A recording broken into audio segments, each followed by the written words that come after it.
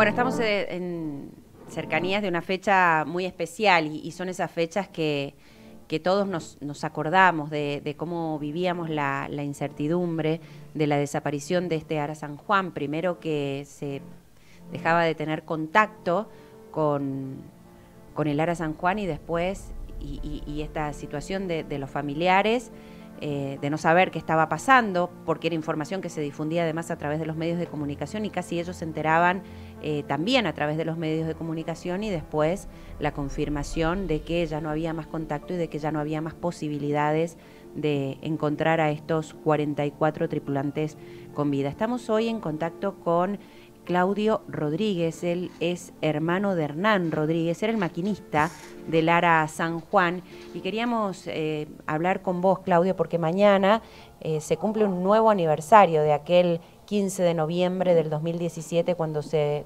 daba la desaparición. ¿Cómo vivís estos días? Buenos días, bienvenido a la Mañana de Amanecidos. Estamos en San Juan para Telesol y para M1020. Bueno, un fuerte abrazo de General Alvear, Mendoza, al sur de Mendoza. Y bueno, lo vivimos como todo, cada aniversario, ¿no? Ya va, este es el octavo. Realmente con muchos recuerdos, con muchas emociones, con muchos quereres de mi hermano que se hacen presentes generalmente en estos días, ¿no? Y con los recuerdos de esa fecha trágica que fue hace 8 años, que nos avisaran el 16 de...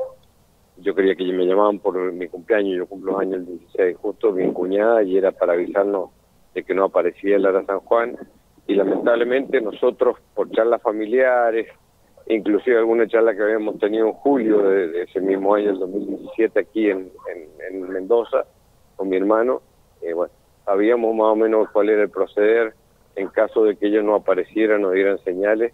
Había que salir a hacer mucho lío afuera para que nos buscaran, ¿no? Y bueno, lamentablemente se los encontró al año en la situación y en el estado que se los encontró, y realmente cada fecha esta es muy dolorosa y trae muchos recuerdos, ¿no? Claudio, esto que vos decís llama mucho la atención, porque es una actividad de mucho riesgo, donde están a muchísimos metros de profundidad, y esto de tienen que avisar si llega a desaparecer el buque. ¿Por qué? Porque sabían que estaban en condiciones que no estaban dadas las medidas de seguridad como para poder navegar no sé, en esas profundidades y con este equipamiento. Bueno, hay varias aristas ahí, ¿no? En realidad, él nos advierte esa situación porque siempre pudieron salir. Entonces dice, en caso de que alguna vez no podamos salir, yo creo que ellos estaban, o sea, no, ellos estaban al tanto, lo que no nos avisaron cuán al tanto estaban de las fallas que tenía en ese momento el submarino, que fueron detectadas más de 33. Ellos habían pasado el informe a su capitán, y su capitán lo había pasado a su jefe de base, y su jefe de base lo habían pasado al ministro Aguad.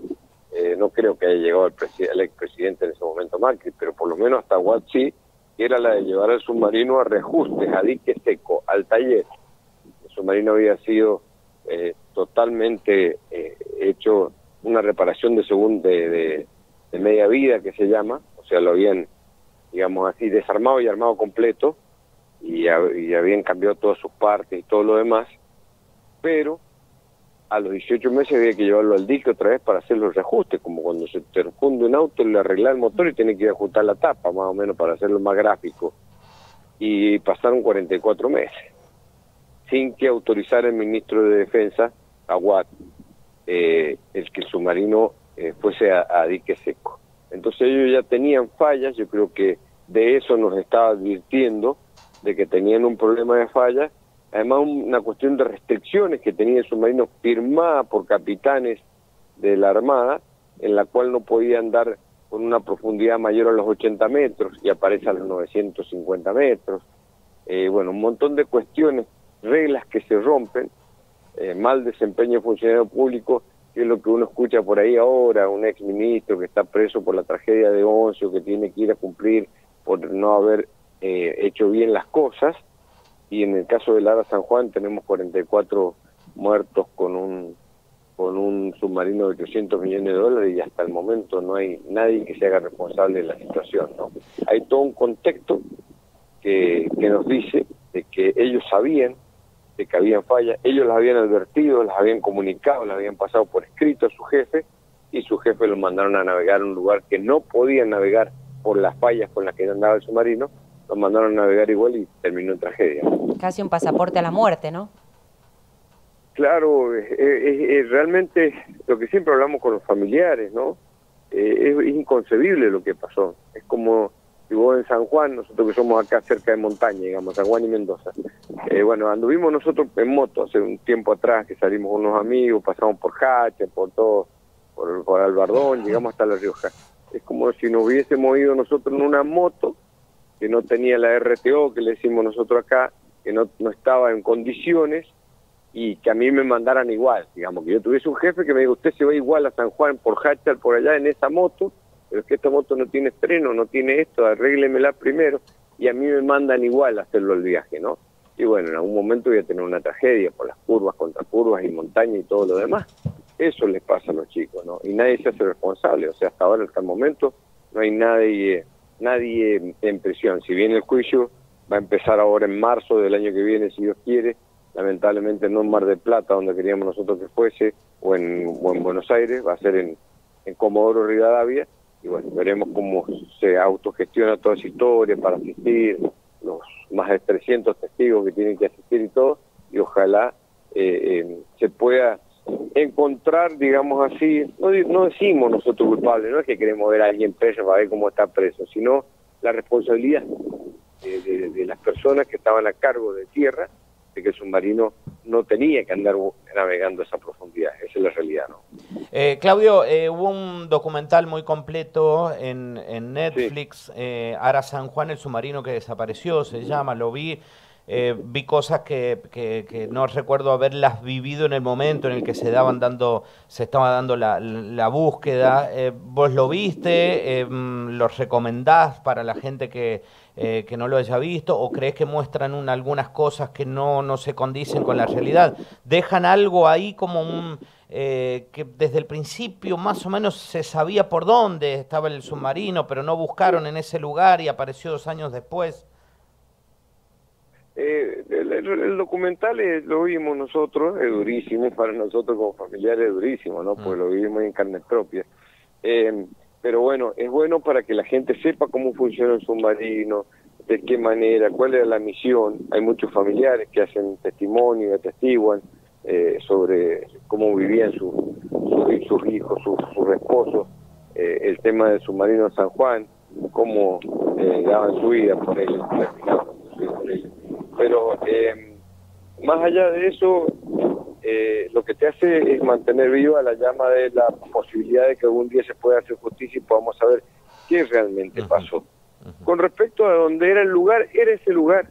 Sí, era ese lugar, siempre se supo, digamos. A ver, ¿cómo te puedo explicar? Es como si yo me voy de Mendoza a San Juan, por la ruta que va a San Juan, y estaba en esa ruta. Eso se supo siempre. Al año se los encuentra a los chicos, buscaron en su momento muchos barcos, inclusive me acuerdo siempre del Cabo de Horno de Chile, que decía yo lo encontré primero porque pasamos, claro, ¿qué pasaba? Todos pasaron por ese lugar, el área 1, que era el área principal por donde iba el submarino, y había marcado en el satélite y todo, que iba por ahí a tanta velocidad, entonces tenía que estar ahí, realmente tenía que estar ahí, no había otra manera, pero lamentablemente todos denominaron ese hallazgo, estaba marcado el punto de lo que habían visto como escombros. Todo lo catalogaron como que eran escombros, como que eran pedazos de roca abajo del mar que se habían desplazado de una montaña. ¿Me entendés? Se habían caído. Ya nunca, hasta el último día de que anduvo el barco ese famoso que nosotros nos encadenamos y todo para que lo contrataran a ellos, que bajaron unos robots a 200 metros cerca de del fondo del mar, y ahí realmente pudieron ver que había algo raro.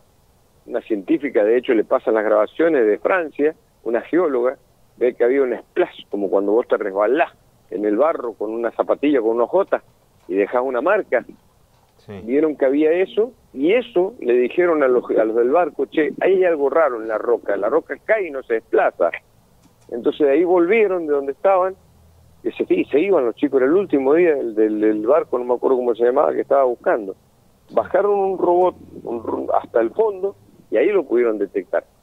Siempre pasaron por arriba, siempre buscaron, es como cuando no encontrás un alfiler. Pasaron, repasaron, pero nunca bajaron un robot. Lamentablemente, no sé por qué, alguno de los barcos haber bajado un robot para ver si era o no, si eran piedras o no eran piedras, ¿no? El punto estaba detectado, el lugar era ese, siempre se supo que estaban por ahí, que era en esa dirección, y a esa velocidad tenía que estar por ahí, pero lamentablemente nunca bajaron un robot para certificar. Nosotros tuvimos la posibilidad con mi madre acá en Mendoza, en el Juzgado Federal de Mendoza, de ver las 4 horas y media de filmación, y todos los padres en sus provincias. Luisa es de San Juan, le mando un abrazo por si está escuchando, que debe estar en unos días de esos terribles. Sí. Luisa Rodríguez, creo que es, o Lerner, la mamá de uno de los chicos de San Juan, que había pasado inclusive por mi casa alguna vez a traer a Hernán. Lamentablemente, bueno, pasó eso y ahí lo encontraron, ¿no? Sí, es cierto que pasaron todos y que todos sabían que estaban por ahí. Es más, nos cuenta Luis Taglapietra, uno de los 3 que estaban en el barco. Luis nos cuenta alguna vez que en el momento, la última semana, le dicen los del barco, muchachos, no lo encontramos, no está, hemos buscado todo lo que nos han pedido, ¿qué hacemos? ¿A dónde vamos? Es la última semana, ¿a qué lugar vamos? Y la Armada le dijo, vamos acá, y el submarino nos marcó a nosotros la posición de que iba por acá, tiene que estar en esta zona. Y eso fue lo que determinó hacer la última semana de repaso por esa zona y poder encontrarlo, ¿no? Porque el submarino iba por esa callecita, digamos, no había manera de que se perdiera, ¿no?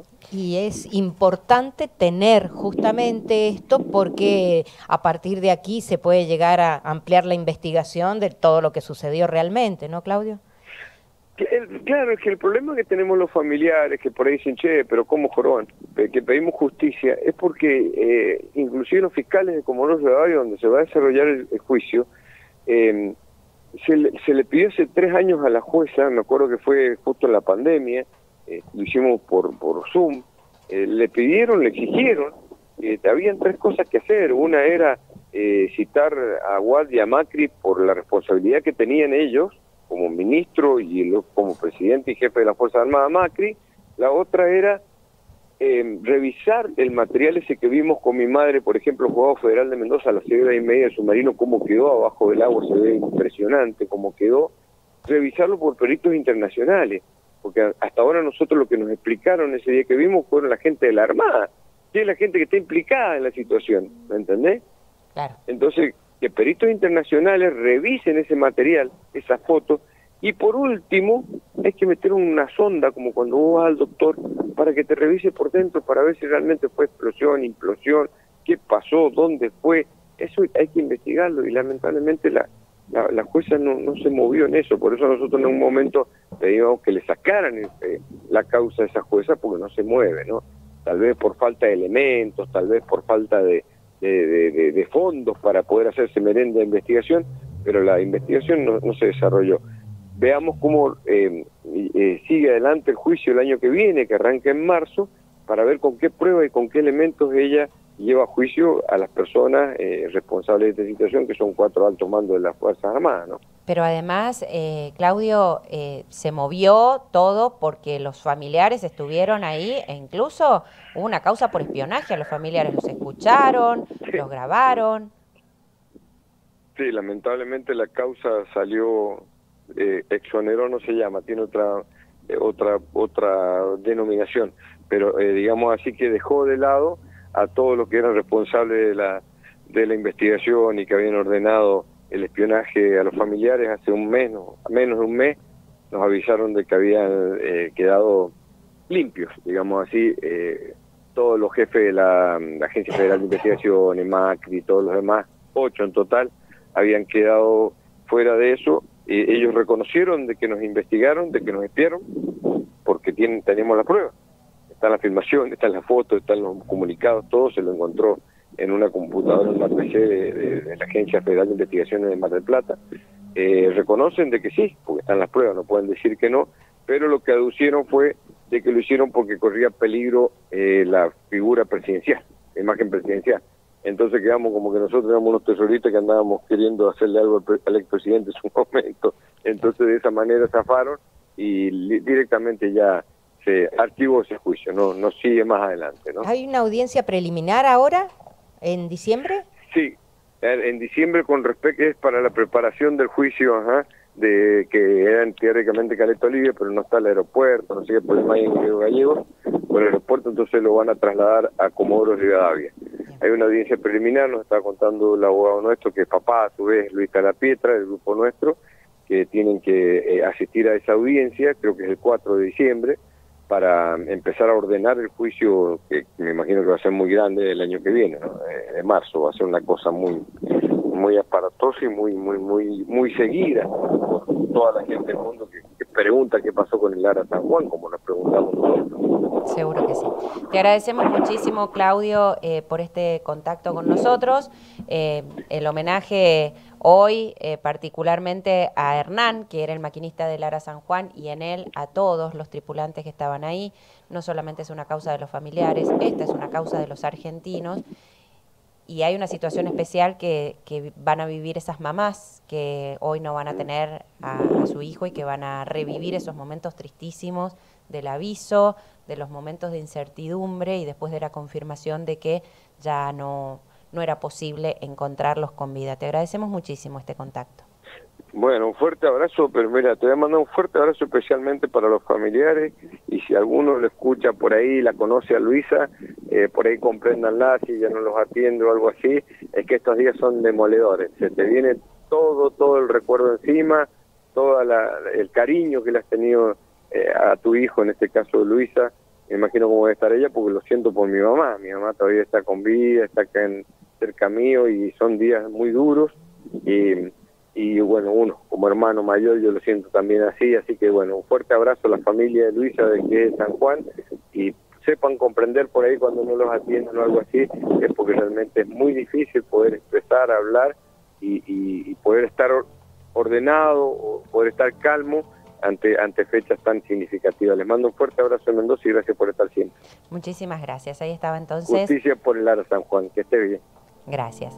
La palabra de Claudio Rodríguez, él es hermano de Hernán Rodríguez, quien era el maquinista del Ara San Juan, y la lucha de los familiares, incansable, la lucha desde el primer día, incansable, por saber qué pasó y porque finalmente llegue justicia para esos 44 tripulantes del Ara San Juan. Le agradecemos a Claudio, por supuesto.